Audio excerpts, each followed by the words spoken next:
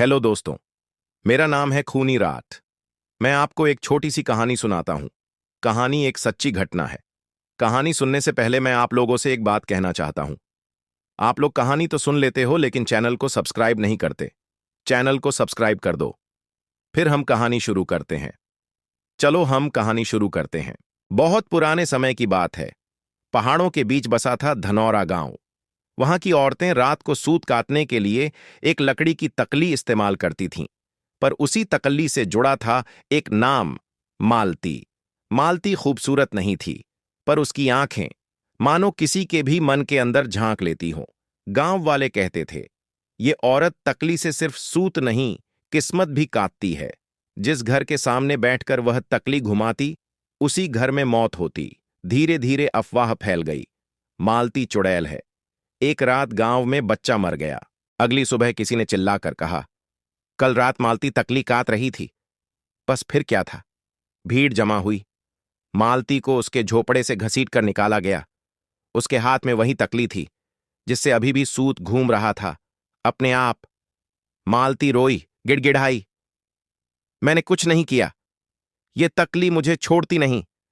पर किसी ने नहीं सुना। उसे गांव के बाहर पीपल के पेड़ से बांध दिया गया।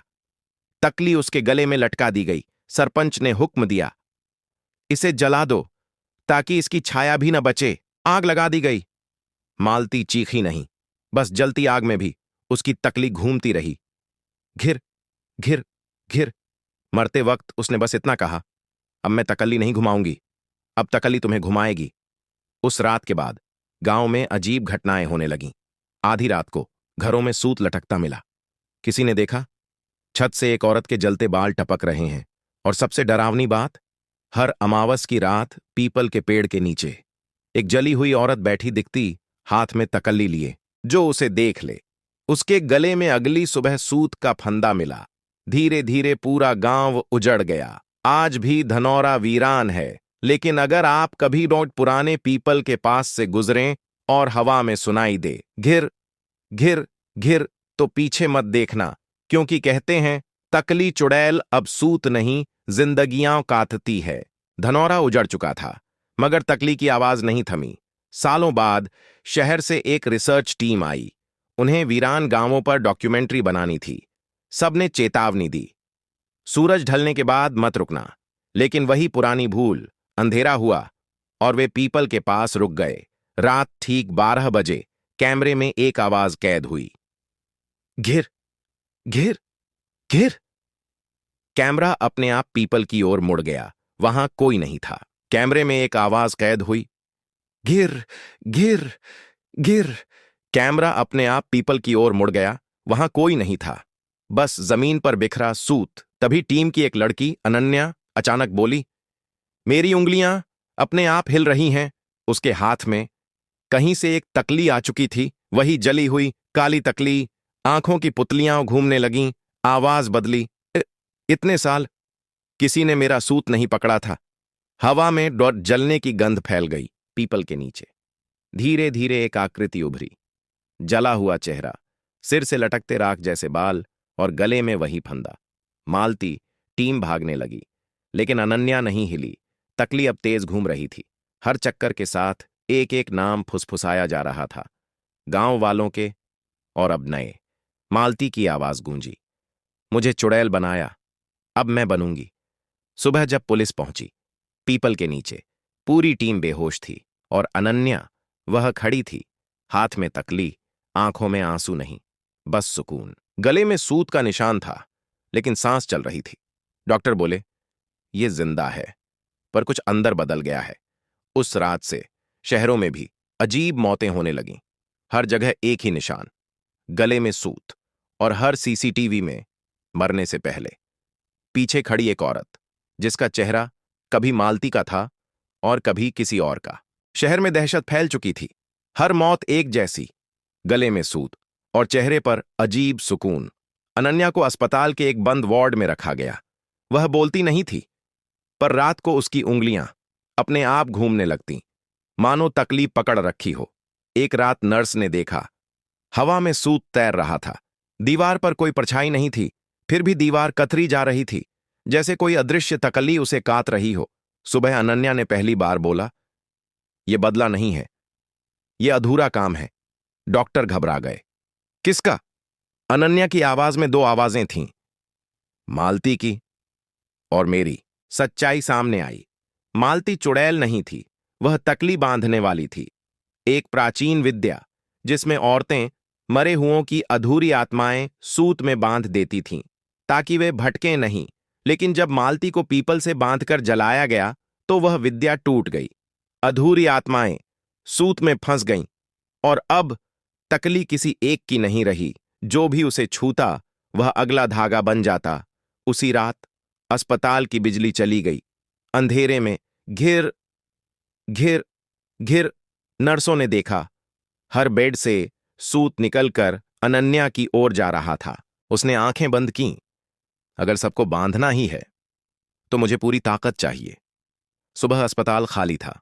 कोई लाश नहीं, कोई मरीज नहीं, बस फर्श पर एक विशाल सूत का गोला और उसके बीच एक नई तकली। अब तकली जल चुकी थी पर घूम रही थी। और दूर कहीं किसी घर में एक औरत ने महसूस किया, उसकी उंगलियां अपने आप हिल रही हैं। अस्पताल की घटना को गैस लीक बता दिया गया। खबरें दबा दी गईं, पर सूत वह अब शहर की नसों में फैल चुका था। जिस घर में झगड़ा होता वहां छत से सूत लटकता। जिस घर में कोई रोता वहां तकली की हल्की आवाज आती, घिर घिर। लोग समझ नहीं पाए। तकली बदला नहीं ले रही थी, वह चुन रही थी।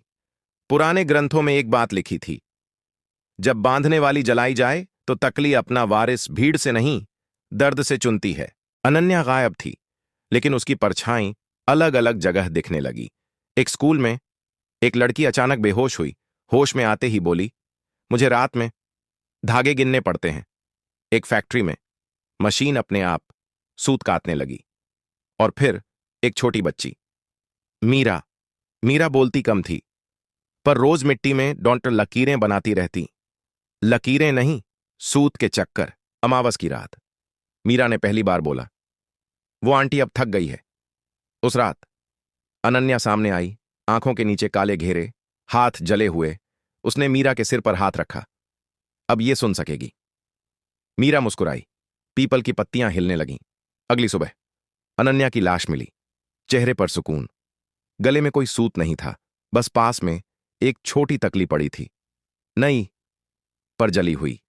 मीरा ने उसे उठाया और पहली बार तकली रुकी। लेकिन उसी पल मीरा की परछाई दीवार से अलग होकर एक कदम आगे बढ़ी, क्योंकि तकली को वारिस मिल चुका था। मीरा अब पहले जैसी नहीं रही। वह हंसती थी, लेकिन उसकी हंसी के बीच घिर घिर की बहुत धीमी आवाज रहती। गांव शहर का फर्क मिट चुका था। जहां भी मीरा जाती वहां लोगों को सपने आने लगते। सपने नहीं, अधूरी यादें। कोई अपनी मां को जलते देखता, कोई फंदे में झूलती औरत, कोई सूत में बंधी सांसें। मीरा स्कूल में चुपचाप बैठी रहती। टीचर ने एक दिन पूछा, तुम ड्राइंग में हमेशा गोल गोल क्यों बनाती हो? मीरा ने सिर उठाया। उसकी आंखों में एक पल के लिए मालती की आंखें चमकीं, क्योंकि जिंदगी भी कहीं से शुरू होकर कहीं खत्म नहीं होती, उसने कहा। उसी रात मीरा ने पहली बार तकली चलाई। तकली घूमी और शहर में 3 लोग अचानक नींद में ही मर गए। कोई चीखा नहीं, कोई तड़पा नहीं, बस सुबह उनके गले में सूत का हल्का सा निशान था। तभी मीरा रो पड़ी।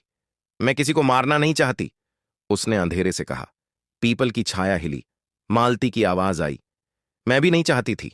सच सामने आया। तकली सज्जा नहीं थी, वह संतुलन थी।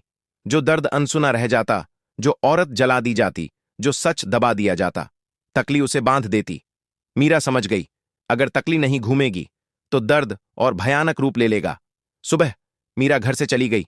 आज कोई नहीं जानता वह कहां है, लेकिन जहां कहीं भी किसी औरत पर उन पर झूठा इल्जाम लगता है, जहां भी भीड़ सच से ज्यादा तेज जलती है, वहां आधी रात को एक बच्ची बैठी दिखती है, हाथ में तकली। और अगर आप बहुत ध्यान से सुने तो आवाज आती है, घिर घिर। क्योंकि तकली चुड़ैल मर चुकी है, लेकिन तकली कभी नहीं मरती। इसी के साथ हमारी हॉरर स्टोरी होती है समाप्त। अगर आपको हमारी हॉरर स्टोरी पसंद आई हो तो हमारे चैनल को सब्सक्राइब करना ना भूलें।